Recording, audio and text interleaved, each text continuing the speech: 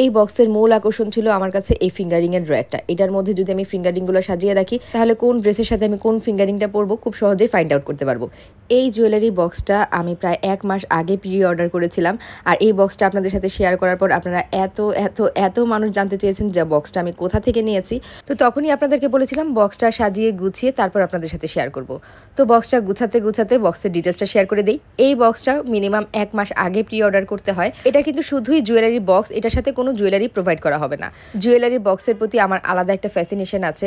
আমার কালেকশনে প্রচুর জুয়েলারি বক্স রয়েছে, তবে এই বক্সটার এক্সেপশনালিটি হচ্ছে এটার ড্রয়ারগুলা। এই ড্রয়ারগুলোর মধ্যে আলাদা আলাদাভাবে জিনিসগুলো সাজিয়ে রাখলে প্রয়োজনীয় সময় সহজেই খুঁজে পাওয়া যায়।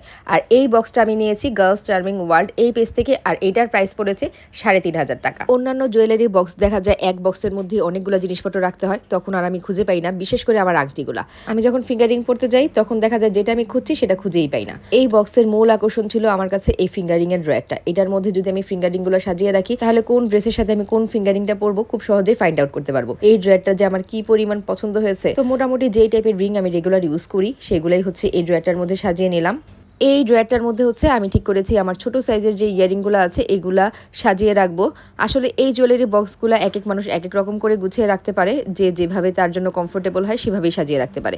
তো আমার রেগুলার ইউজের যে ছোট ছোট ইয়ারিংসগুলো আছে সেটাই আমি এখানে সাজিয়ে রাখলাম।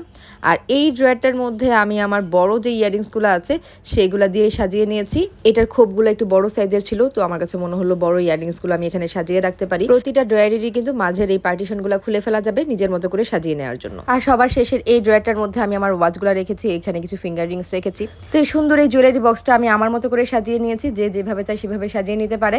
তো আমার কাছে বেশি ভালো লেগেছে যেটা বললাম, এটা ড্রয়ার সিস্টেমটা আমার জন্য খুব ইজি হয়, যে কোথাও যাওয়ার সময় আমি জিনিসপত্রগুলো খুব সহজেই খুঁজে বের করতে পারবো।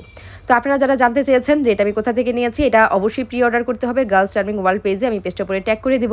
তো আজকের ব্লগ এখানেই শেষ করে দিচ্ছি। সবাই ভালো থাকবেন, সুস্থ থাকবেন, আল্লাহ হাফেজ।